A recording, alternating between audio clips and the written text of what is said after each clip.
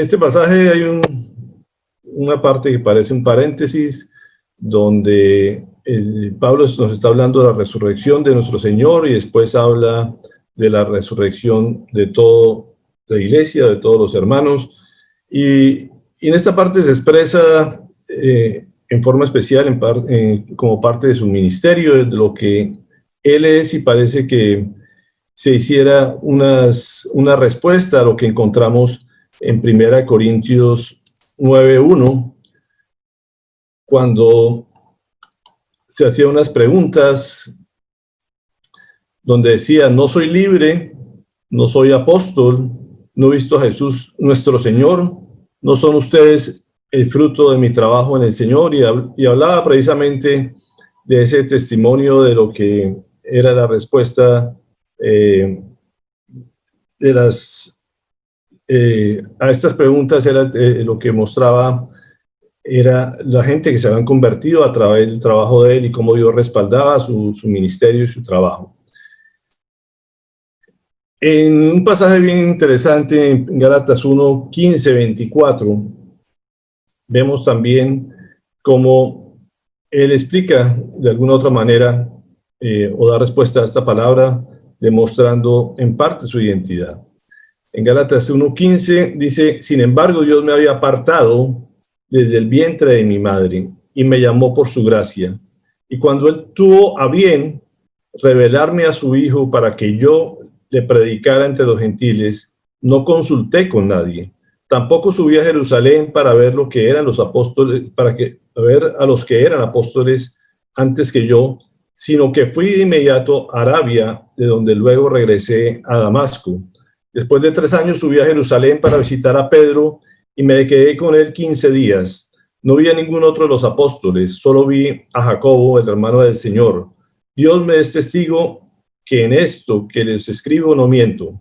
Más tarde fui a las regiones de Siria y Cilicia, pero en Judea las iglesias de Cristo no me conocían personalmente. Solo habían oído decir: el que antes nos perseguía, ahora predica la fe que procuraba destruir. Y por causa mía glorificaban a Dios. Y este pasaje es bien interesante, la forma que él tiene claro quién es, de dónde salió y para dónde iba y cuál era su ministerio. Y creo que es lo que el Señor nos quiere hablar el día de hoy, precisamente que tengamos esa misma identidad. Como ven, aquí hay unas palabras que están resaltadas, que yo resalté, que me parecen significativas en este pasaje, como el Señor lo apartó, dice, desde el vientre de mi madre, y después dice que cuando él tuvo bien, le reveló a su Hijo para que predicara, y básicamente lo que está definiendo es su identidad, su propósito. Y después dice: no le tuve que consultar absolutamente a nadie para saber lo que tenía que hacer, porque el Señor era el que le había establecido su identidad y su propósito en esta vida. Creo que es significativo lo claro que él está hablando en este pasaje, y lo mismo espero que hoy también nos hable a nosotros en algo que es vital para poder comprender la resurrección de Cristo y nuestra resurrección, porque no solamente estamos hablando de una vida después de la muerte, sino de una vida aquí en la tierra, que es importantísimo que tengamos claro quién somos nosotros, porque vivimos en un mundo donde hay crisis de identidad. Desde nuestra colonización hemos tenido problemas en comprender a veces como nación, a veces de dónde venimos, quién es nuestro padre. Fuimos una tierra conquistada por extranjeros que nos hizo a veces hasta poner en duda precisamente de dónde venimos y qué somos. No somos ni indígenas, ni somos españoles, somos una mezcla que a veces eso nos ha perjudicado como naciones, como continente, desde ahí empezar a ver quiénes verdaderamente somos. Y así a veces pasa a nivel espiritual también.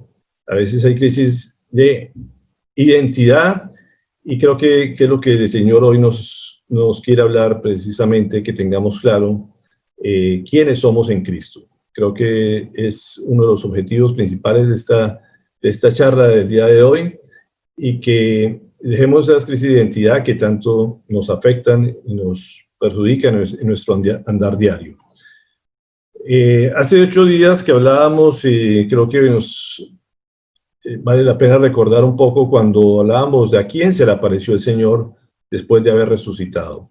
Esa aparición que al final de la charla pasada hablamos que se le apareció a sus discípulos, a gente que lo amaba, que se le apareció a 500 personas, el Señor. Y creo que quedaron algunas preguntas ahí. Creo que vale la pena recordar lo que hablábamos, 2 versículos claves para que el Señor se le revelara o se le apareciera a estas personas. Y la Biblia misma nos da la respuesta de a quiénes se le revelaba y a quiénes le aparecía el Señor. Recordamos en Proverbios 8:17, donde decía: a los que me aman les correspondo, y a los que me buscan me doy a conocer. Y hablábamos de que un dato clave era que Dios se le revelaba y aparecía a quienes amaban y quienes lo buscaban. Y en Juan 14, 18, 21, decíamos: no los voy a dejar huérfanos, volveré a ustedes, decía el Señor. Antes de morir, dentro de poco el mundo ya no me verá, pero ustedes sí me verán. Y porque yo vivo, también ustedes vivirán. Ahí nos da una promesa muy especial. En aquel día ustedes se darán cuenta de que yo estoy en mi Padre y ustedes en mí, y yo en ustedes. ¿Quién es el que me ama? El que hace suyo mis mandamientos y los obedece.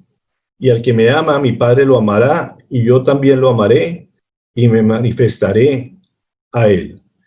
Entonces aquí hay una promesa bien especial, y decía: no los voy a dejar huérfanos, ustedes van a saber quién soy yo y van a saber quién es mi Padre, porque todos somos uno, yo estoy en ustedes.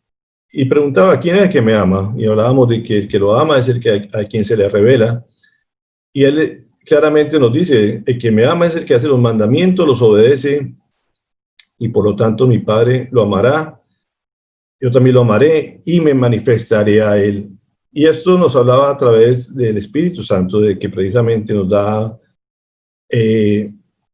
la esperanza de que no nos iba a dejar huérfanos, al contrario, nos iba a seguir respaldando el Padre Celestial a través del Espíritu Santo. Esto es fundamental en la identidad, y por eso lo traigo a colación, porque el papel del Padre es el que da la identidad. A través de muchos estudios de psicología han demostrado que el papel de cada padre es fundamental en la vida de sus hijos. Los marca y influye muchísimo en la identidad de los hijos, tanto de varones como de mujeres. Es clave entender esto y la responsabilidad que todo hombre tenemos en relación a la identidad de nuestros hijos. Y como hijos también tenemos que tener claro que gran parte de lo que somos es de acuerdo a lo que cada padre nos mostró en cada momento que estuvimos con él, en lo que nos marca. Como hijos varones tenemos un ejemplo, y a las mujeres también. Definitivamente siempre van a veces terminar a buscar sus relaciones de acuerdo a ese ejemplo de padre. Y esto, a través de muchos estudios psicológicos, han demostrado cómo influye esa visión, o esa visión de padre que cada quien tiene, va a afectar también su relación con el Padre Celestial. Así que el padre es el que marca la identidad de los hijos, y es una gran responsabilidad que todo padre tiene en relación a este punto. En Efesios 3, 14, 15, dice: por esta razón me arrodillo delante del Padre, de quien recibe nombre toda familia en el cielo y en la tierra. Y me llamaba la atención este pasaje, cómo se refiere en este libro a que el Padre marca toda la familia, tanto en la tierra como en el cielo. Y esta familia que se refiere, porque no es que vaya a haber familias en el cielo, tiene que ver con la descendencia paternal. Viene la palabra patria. Patria va relacionado al padre y tiene que ver con todo el grupo de familias o una raza o nación entera, o como hablábamos, como género también, como grupo de personas, como hay una descendencia también que la marca el padre. Y es fundamental este aspecto que el Señor nos habla aquí, de cómo nos revela la paternidad de Dios a través de la resurrección y cómo nos marca en nuestra identidad, no solamente en la vida futura, sino en la vida terrenal. Aquí en este pasaje nos muestra cómo el Padre a través del Hijo está mostrando su amor y, como hablábamos la vez pasada, vuelve a restituir absolutamente todo, la relación que tenía con esa generación creada en esta tierra, cómo el Señor nos marca y cómo restituye esa relación para que podamos conocerlo verdaderamente, y a nosotros se nos revela a través de esa relación con Cristo. Nos da esa identidad que tanto habíamos perdido por nuestro pecado, como nos habíamos alejado de él, y nos vuelve a restituir a través de la salvación.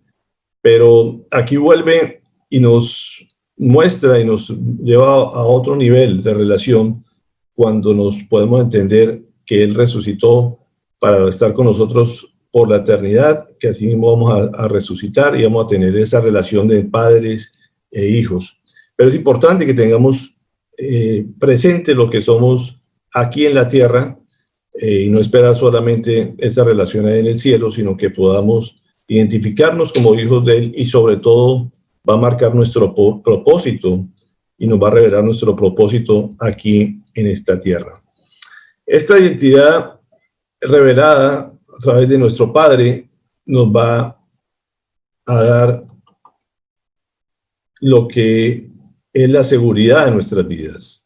Cada vez que podamos entender de quiénes somos y para qué somos, eso definitivamente nos va a quitar muchos temores y nos va a dar la seguridad que tanto anhelamos.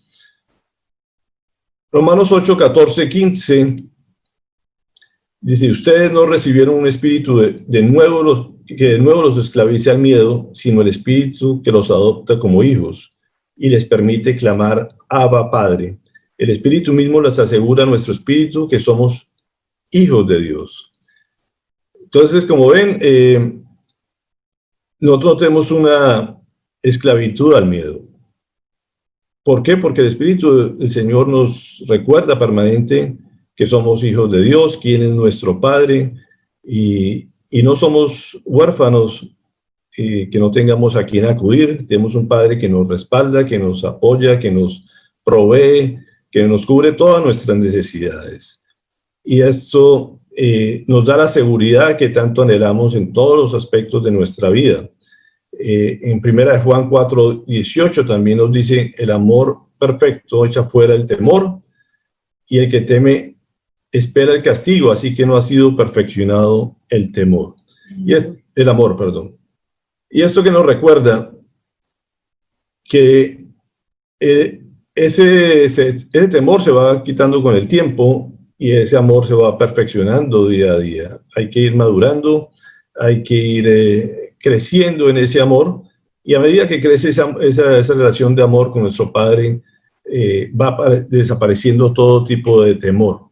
Creo que es lo más grande que puede sentir una persona, precisamente cuando reconoce e identifica quién es, cuando está claro cuál es su identidad, es que el temor va desapareciendo en todos los aspectos de la vida. Sin embargo, tenemos un enemigo que no quiere que tengamos esa identidad. Ese enemigo lo tenemos claro. ¿Quién es? Satanás. Lo que siempre ha buscado es que primero no veamos a nuestro Padre como que es nuestro, y ataca precisamente esa identidad del Padre. A veces lo vemos como alguien alejado, como alguien que solamente está para castigarnos, y es algo que tenemos que estar trabajando permanentemente en recordar que nuestro Padre, lo que es un Dios de amor, que a veces nos disciplina, que a veces nos corrige, que a veces nos permite pasar por pruebas para que sigamos madurando cada día y nos fortalezcamos en todos los aspectos, pero que es nuestro Padre definitivamente, y que no somos huérfanos, sino que nos ha dado ese espíritu de acompañamiento permanente para que lo podamos sentir aquí en la tierra. También nos ataca el aspecto del amor del Padre. Como decimos, a veces no comprendemos qué tan grande es ese amor, que a veces nos hace pasar por nuestras mentes que el Padre no nos ama, que tenemos que hacer algo para que Él nos ame, y a veces nos ataca esa identidad como hijos. Son tres formas del enemigo atacar. Nuestra identidad es fundamental, como digo, es uno de los aspectos donde el enemigo vive atacando, y a veces dudamos que seamos hijos de Dios y no comprendemos a veces lo que eso significa. Ese enemigo lo hizo así con el propio Jesucristo. Si uno va al episodio donde Jesucristo está en el desierto y es tentado por Satanás, parte del desafío que él le colocaba cada vez que le hacía una pregunta era: si eres hijo de Dios. Era la forma que él empezaba. Si ustedes ven ese pasaje, era desafiar la identidad del hijo, como si él no supiera que es el hijo de Dios. Satanás lo tenía perfectamente claro, que Jesucristo era el hijo de Dios, y por eso trataba de tentarlo. Y esa era la pregunta que le hacía: si eres hijo de Dios, entonces haz que estas piedras se conviertan en pan. Si eres hijo de Dios, lánzate aquí encima del templo, y los ángeles de tu Padre te van a rescatar. Era desafiar a que demostrara que era hijo de Dios. Y es algo que uno no tiene por qué estar demostrando, simplemente hay que vivirlo en todos los aspectos de la vida, pero no con el deseo que lo demuestres. Creo que esa identidad desafiada la vivimos en muchas partes de nuestra vida.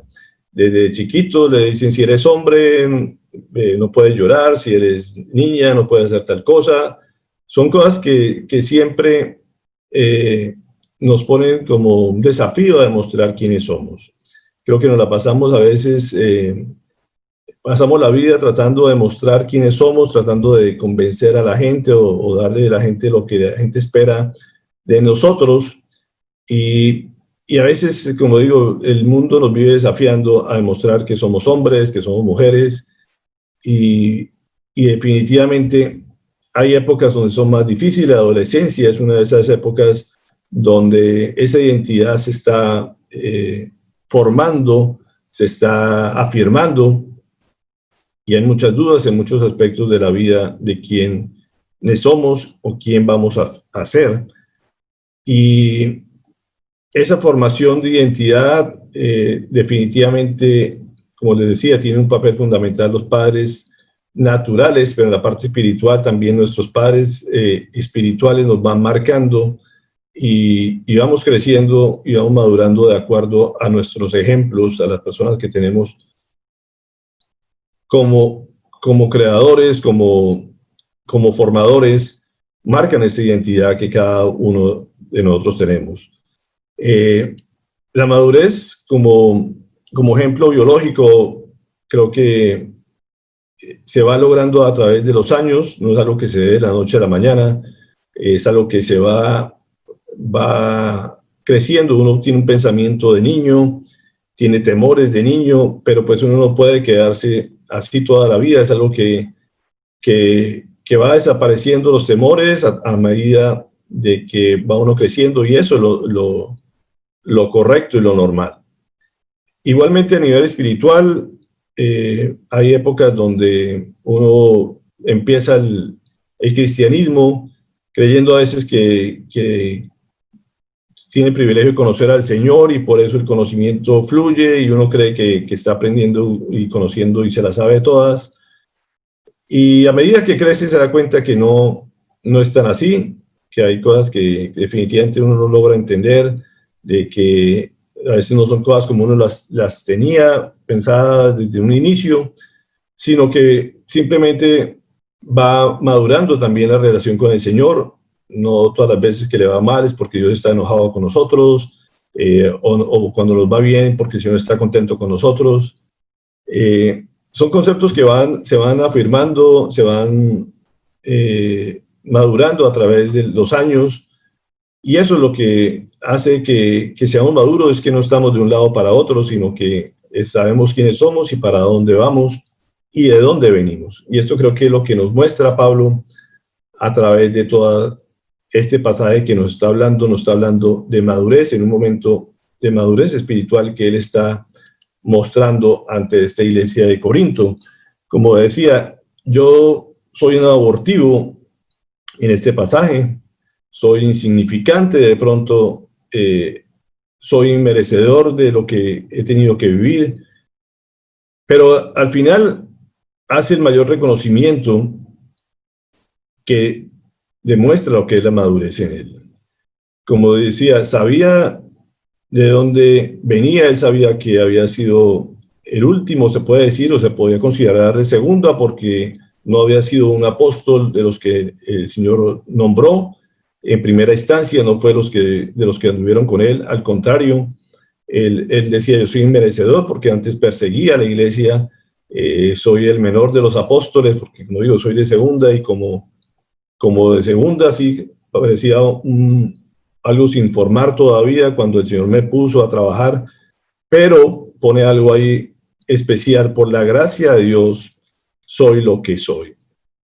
Y eso demuestra lo que es la madurez. Él no se creía absolutamente nada después de haber hecho muchas obras, de fundar muchas iglesias, de ser perseguido, de haber llevado la palabra a gente muy importante, a muchos filósofos, a muchos gobernantes. Y en esa etapa de madurez, él no tiene nada que demostrarle a nadie, no se cree más de lo que es.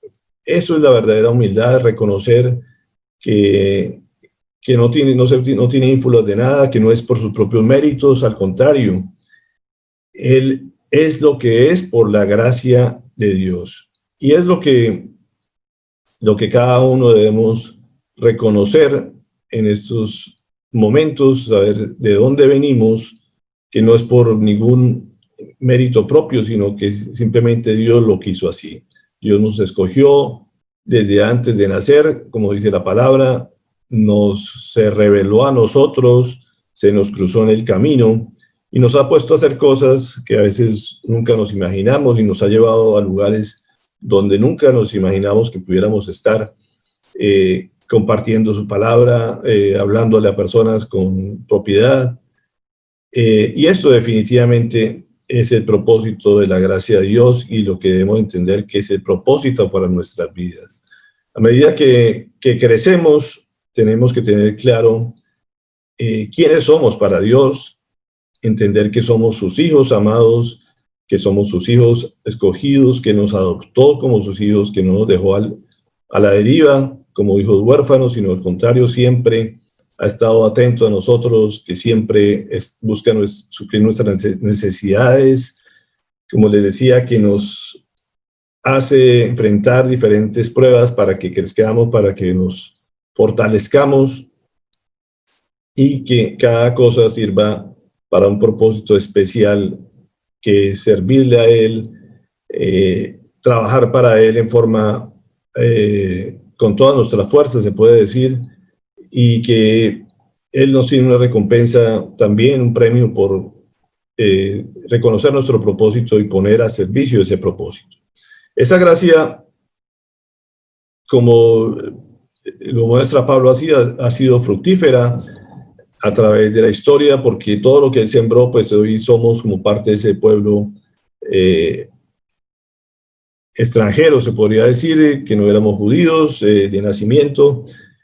Nos ha llegado esa palabra a través de él, de toda su obra, y creo que hay muchos ejemplos de lo que es la verdadera gracia infructuosa. Sin embargo, mucha gente con esa gracia podemos quedarnos simplemente conformes con ser hijos de Dios y no hacer absolutamente nada. Y eso nos llevaría al pasivismo, o sea, pasivos con esa gracia y no reconocer la importancia que es que el Señor nos haya hecho todo este proceso de madurez y no utilizarlo de la mejor manera. Como él decía, él trabaja con tesón y es la invitación que él nos hace precisamente a que trabajemos con todo nuestro esfuerzo, con todo nuestra pasión también, sin pasar al otro lado del activismo. El activismo podemos a veces llevarlo a un propósito inadecuado, como es tratar de sobresalir o tratar de hacer las cosas por quedar bien con nuestro padre o para que nuestro padre nos ame más o porque nos premie de mejor manera. Y no tenemos que demostrar absolutamente nada ni con la gente ni con Dios. Simplemente, si oramos y trabajamos, no es para, como digo, agradar a nadie, simplemente debemos orar por amor y por agradecimiento a la gracia de Dios. Es lo que decía Pablo, lo que demostraba él, ya no había que quedar bien con absolutamente nadie, no se flaqueaba porque lo criticaban, no se rendía porque lo atacaran, porque de pronto no creyeran, porque de pronto no lo siguieran. Simplemente oraba con el amor por todo lo que el Señor había hecho con él. Y sabía perfectamente que Dios lo había formado con ese propósito, llevar su palabra a tanta gente que lo necesitaba, a un territorio donde había mucha incredulidad, donde había muchos, se puede decir, competencia por toda la cantidad de dioses que la gente creía. Y esa era la misión de él y lo tenía claro. Él sabía cuál era su propósito y sabía que iba a morir seguramente en manos de los enemigos. Y eso no lo disminuía, sino al contrario, simplemente sabía que por agradecimiento, por ese amor que él tenía a Dios, pues hacía lo que tenía que hacer, agradecido siempre por la gracia salvadora del Señor. Y es lo que debemos hoy aprender de todo este pasaje. Tomar a Pablo como ejemplo, reconocer definitivamente que somos hijos de Dios y algo que debemos recordar permanentemente y que tenemos un propósito en la vida. El propósito es compartir el amor, que la gente conozca de esto a través de todo lo que nosotros hacemos. Como le digo, no hay que dejar los trabajos que tenemos simplemente para llevar el evangelio, sino al contrario, llevar ese evangelio a nuestros trabajos, a nuestras actividades diarias, con la frente en alto de que somos hijos de Dios, no con orgullo, ni que eso nos lleve a la pasividad y conformarnos con que somos hijos de Dios, sino que seamos corresponsales a esa gracia que el Señor nos ha dado, en amor, en agradecimiento, para que más gente pueda ser hijo de Dios también. No digo, esto no se trata de vanagloriarnos, sino al contrario, con humildad, como lo hacía Pablo, reconocer quiénes somos para no vivir con temores, para no vivir con poco poder, sino todo lo contrario, para ejercer ese poder que el Señor nos ha dado, esa seguridad, para que más gente conozca de Él y haciendo ese propósito en la vida de que el Señor por donde nos lleve, sentir su respaldo y sentir que estamos hechos por amor y para amar a los demás. Así que espero que este mensaje entre a la vida de cada uno de ustedes para que les dé seguridad, para que les dé fortaleza, para que les dé valentía, para que entiendan que somos especiales, que tenemos un Dios que nos respalda, un Dios Padre, y que no tenemos por qué demostrarle absolutamente a nadie nada, no tenemos por qué estar rindiéndole cuentas a la gente, no tenemos por qué estar tratándole de de quedar bien con los demás, ni quedar bien con Dios. Simplemente somos sus hijos y eso nadie nos lo quita. Simplemente debemos actuar en base a ese agradecimiento, a ese amor que Él nos ha dado. Así que quiero que vayamos a recordar este pasaje que nos lleva a la cena del Señor, que preparemos nuestra cena y que podamos sentarnos a su mesa, a la mesa del Padre, y recordar todo lo que Él ha hecho, recordar esa gracia, recordar esa salvación, de dónde nos sacó el Señor, cuál es el propósito que tiene para nuestras vidas y poder ejercerlo de la mejor manera.